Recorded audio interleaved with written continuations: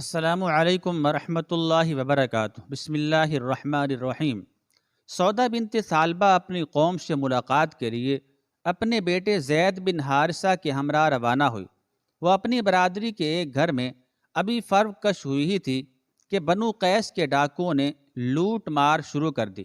ان کا تمام مال اپنے قبضے میں لے لیا، مویشی ہانک کر لے گئے اور بچوں کو قید کر لیا۔ ان قیدیوں میں زید بن حارثہ بھی تھے۔ اس وقت ان کی عمر صرف 8 سال تھی۔ وہ انہیں فروخت کے لیے عکاظ کی منڈی میں لے گئے۔ ایک دولت مند سردار حکیم بن حزام بن خویلد نے 400 درہم میں اسے خرید لیا۔ اس کے علاوہ اس نے اور بھی غلام خریدے اور ان سب کو اپنے ہمراہ مکہ مکرمہ لے آیا۔ جب اس سردار کی آمد کا حضرت خدیجہ بنت خویلد رضی اللہ تعالی عنہا کو پتہ چلا تو وہ اسے خوش آمدید کہنے کے لیے اس کے گھر تشریف لے گئے، کیونکہ رشتے میں یہ اس کی پھوپھی تھیں۔ حکیم بن حزام نے کہا، پھوپھی جان، میں عکاظ کی منڈی سے کافی تعداد میں غلام خرید کر لایا ہوں۔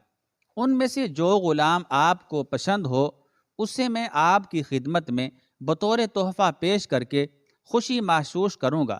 سیدہ خدیجۃ الکبریٰ رضی اللہ تعالی عنہا نے تمام غلاموں کو دیکھا اور ان میں سے زید بن حارثہ کا انتخاب کیا، کیونکہ ذہانت اور شرافت ان کے چہرے سے ٹپکتی تھی۔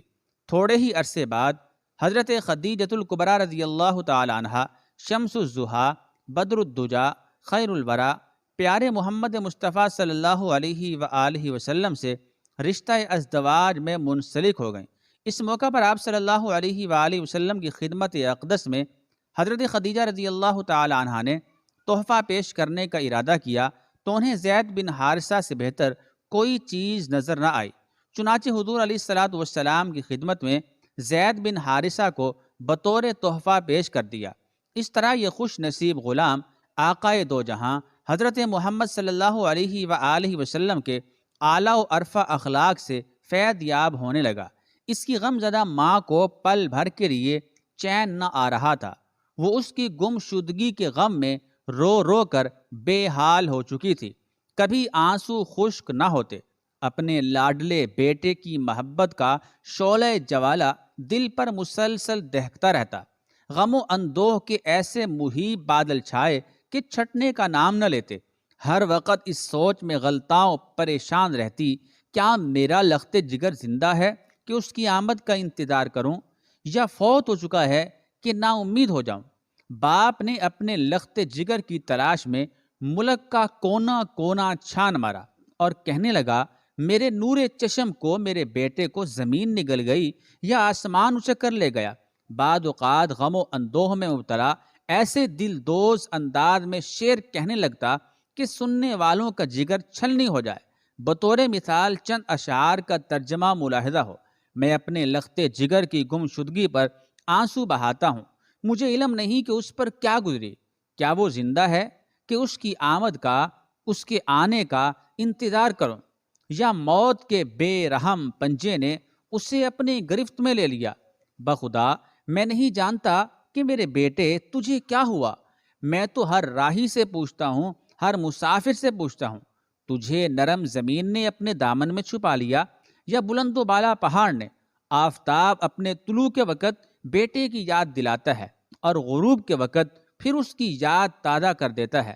میں روئے زمین پر تیری تلاش میں اونٹ پر سوار سرگرداں پھر رہا ہوں، اور میں اس سرگردانی سے نہیں اکتاؤں گا۔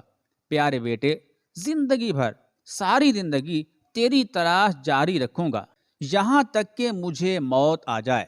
بالآخر ہر شخص کو فنا ہو جانا ہے، اگرچہ امیدیں اسے دھوکے میں مبتلا رکھیں۔ ایک سال حج کے موقع پر زید بن حارثہ رضی اللہ تعالیٰ عنہ کے خاندان کے چند افراد مکہ مکرمہ آئے۔ وہ لوگ بیت اللہ کا طواف کر رہے تھے کہ اچانک ان کی نظر، ان کی نگاہ حضرت زید بن حارثہ رضی اللہ تعالیٰ عنہ پر پڑی۔ انہوں نے اسے پہچان لیا اور زید رضی اللہ تعالیٰ عنہ نے بھی ان لوگوں کو پہچان لیا۔ آپس میں ایک دوسرے کے حالات دریافت کیے، حالات معلوم کیے۔ جب وہ حج سے فارغ ہوئے اور اپنے وطن واپس لوٹے تو ان کے باپ حارثہ کو اطلاع دی کہ تیرا بیٹا زندہ اور سلامت ہے اور وہ اس وقت مکہ میں ہے۔ ہم نے خود اسے دیکھا ہے اور اس سے باتیں بھی کی ہیں اور اس کے حالات معلوم کیے ہیں۔ خوشی کی یہ خبر سن کر حارثہ نے فوراً اپنی سواری تیار کی، کچھ نقدی بھی اپنے ساتھ لے لی تاکہ اس نقدی کو بطور فدیہ ادا کر سکے، اور اپنے بھائی کعب کو ہم سفر بنایا۔ دونوں تیز رفتاری کے ساتھ مکہ مکرمہ کی طرف روانہ ہوئے۔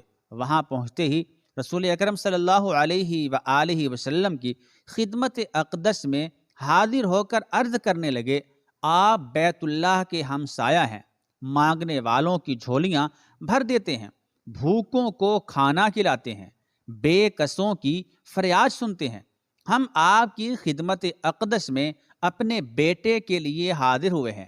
ہم نور چشم کو حاصل کرنے کی غرض سے بہت سا مال بھی لائے ہیں۔ خدا کے لیے ہم پر رحم کیجیے، آپ اس کی جو قیمت لینا چاہیں ہم بخوشی دینے کو تیار ہیں۔ رسول اکرم صلی اللہ علیہ وآلہ وسلم نے ان کی باتیں سن کر ارشاد فرمایا، کون ہے تمہارا بیٹا جس کا تم مطالبہ کر رہے ہو؟ عرض کی، آپ کا غلام زید بن حارثہ۔ آپ صلی اللہ علیہ وآلہ وسلم نے فرمایا، کیا میں تمہیں ایک ایسی تجویز دوں جو فدیہ سے کہیں بہتر ہو؟ دونوں نے تعجب سے پوچھا، وہ کیا؟ آپ صلی اللہ علیہ وآلہ وسلم نے فرمایا، میں اسے تمہارے سامنے لاتا ہوں، اگر وہ تمہارے ساتھ جانا پسند کرے، جانا چاہے تو اسے اختیار ہے، بڑی خوشی سے لے جائیں، میں اس کے بدلے میں آپ سے کچھ بھی نہیں لوں گا، لیکن اگر اس نے میرے پاس رہنے کو ترجیح دی تو پھر میں اسے تمہارے ساتھ جانے پر مجبور نہیں کروں گا۔ یہ تجویز سن کر دونوں خوشی سے بولے، آپ نے خدا لگتی کہی ہے، آپ نے عدل اور انصاف کا حق ادا کر دیا ہے، ہمیں آپ کی یہ تجویز منظور ہے۔ رسول اللہ صلی اللہ علیہ وآلہ وسلم نے حضرت زید رضی اللہ تعالی عنہ کو بلایا اور دریافت فرمایا، یہ دونوں کون ہیں؟ عرض کی، یہ میرا باپ حارث بن شرجیل ہے اور یہ میرا چچا کعب ہے۔ آپ صلی اللہ تعالی علیہ وآلہ وسلم نے فرمایا، میری طرف سے تمہیں اختیار ہے، ان کے ساتھ چلے جاؤ یا میرے پاس رہو۔ حضرت زید بن حارثہ رضی اللہ تعالی عنہ نے یہ فرمان سنتے ہی بغیر کسی تردد کے عرض کی، حضور میں تو آپ کے ساتھ ہی رہوں گا۔ باپ نے بیٹے کے منہ سے یہ کلمات سنے تو کہا، زید بڑے افسوس کی بات ہے، کیا تو اپنے ماں باپ پر غلامی کو ترجیح دیتا ہے؟ زید نے کہا، ابا جان، میں نے یہاں حضور اکرم صلی اللہ علیہ وآلہ وسلم کے جن اوصاف حمیدہ کا مشاہدہ کیا ہے اور جس طرح آپ مشفقانہ انداز میں میرے ساتھ پیش آتے ہیں، میں ان سے بہت زیادہ متاثر ہوا ہوں، لہذا میں انہیں چھوڑ کر کہیں نہیں جا سکتا۔ جب رسول اکرم صلی اللہ علیہ وآلہ وسلم نے زید بن حارثہ رضی اللہ تعالیٰ عنہ کا یہ انداز دیکھا اور اس کی طرف سے والہانہ محبت کے مظاہرے کا مشاہدہ کیا تو آپ صلی اللہ علیہ وآلہ وسلم بہت خوش ہوئے، جلدی سے اٹھے، اس کا ہاتھ پکڑا اور سیدھے بیت اللہ تشریف لے گئے۔ سرداران قریش کے سامنے بآواز بلند ارشاد فرمایا، اے خاندان قریش، گواہ رہنا، یہ میرا بیٹا ہے، یہ میرا وارث ہے اور میں اس کا وارث ہوں۔ یہ اعلان سن کر حضرت زید رضی اللہ تعالیٰ عنہ کے چچا اور باپ حیران ہوئے اور خوش بھی۔ بہرحال یہ خوش آئند اعلان سن کر، یہ خوش آئند خبر سن کر شاداں و فرحاں اپنے گھر روانہ ہوئے۔ اس دن سے زید بن حارثہ زید بن محمد کے نام سے پکارے جانے لگے۔ حضرت صلی اللہ علیہ وآلہ وسلم کے اعلان نبوت کے بعد حضرت زید کو زید بن محمد کے نام سے پکارا جاتا رہا، یہاں تک کہ قرآن مجید میں اللہ تعالیٰ کا حکم نازل ہوا، ادعوہم لآبائہم۔ اس حکم خداوندی کے نزول کے بعد آپ کو زید بن حارثہ کے نام سے پکارا جانے لگا۔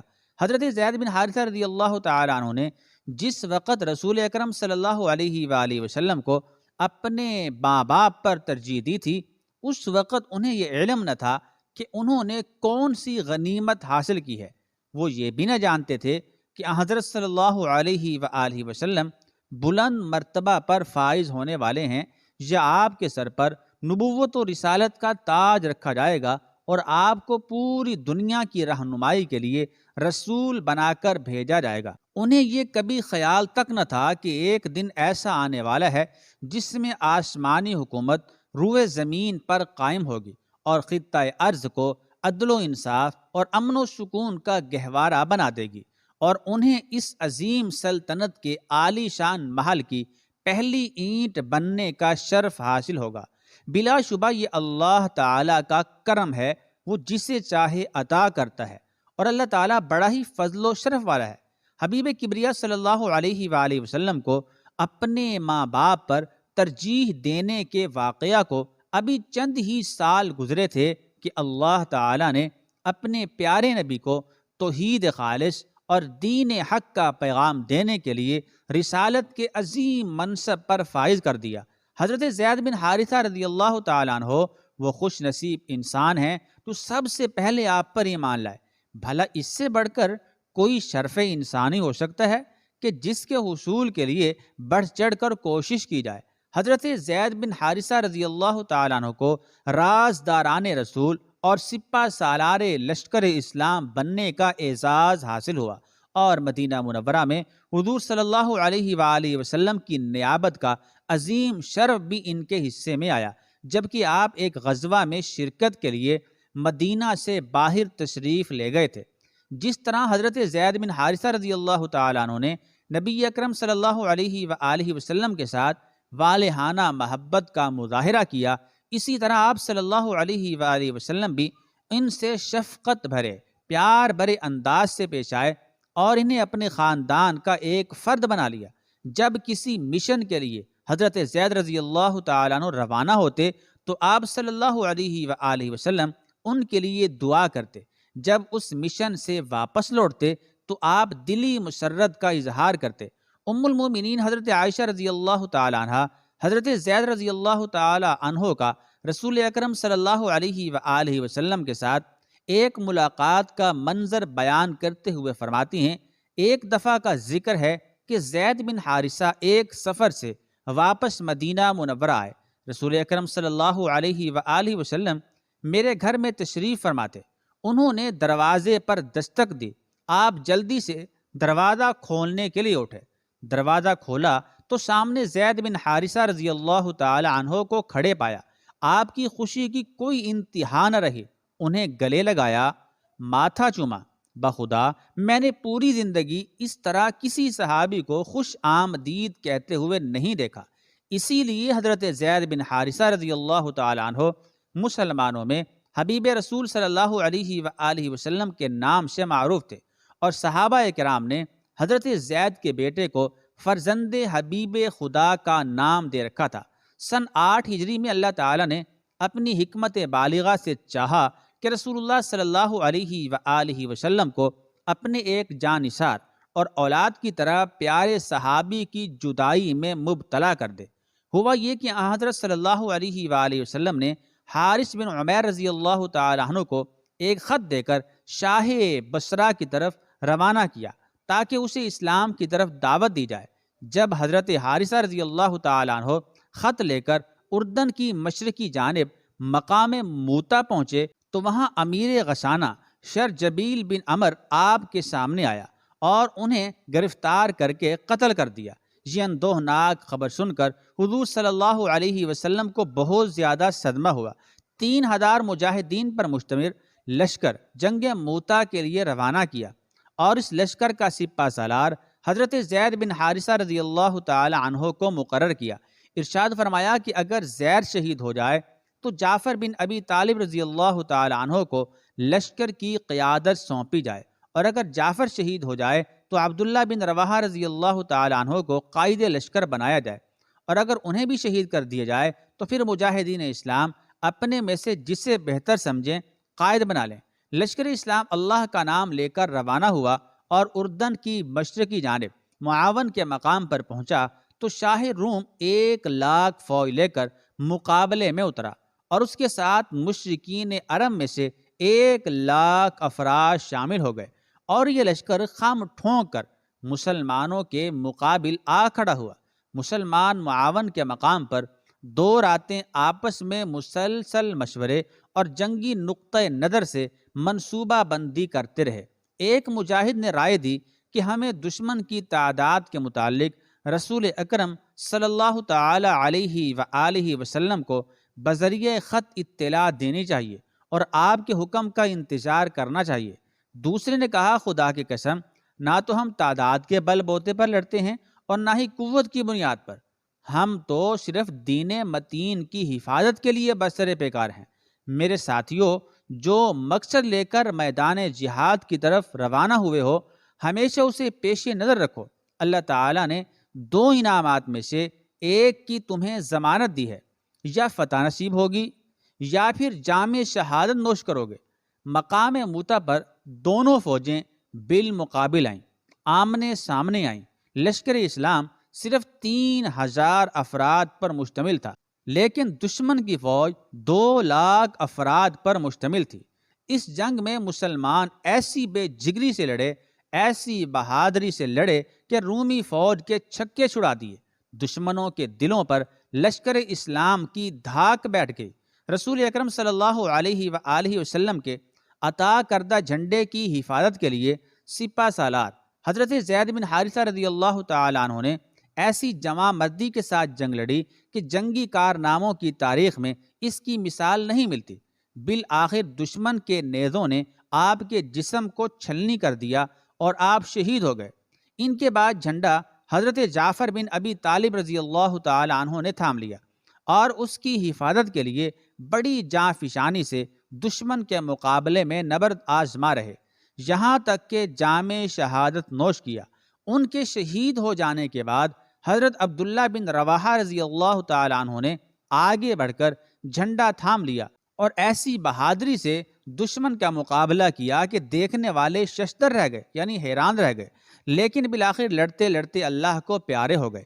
ان کے بعد حضرت خالد بن ولید رضی اللہ تعالیٰ عنہ کو سپہ سالار منتخب کیا گیا۔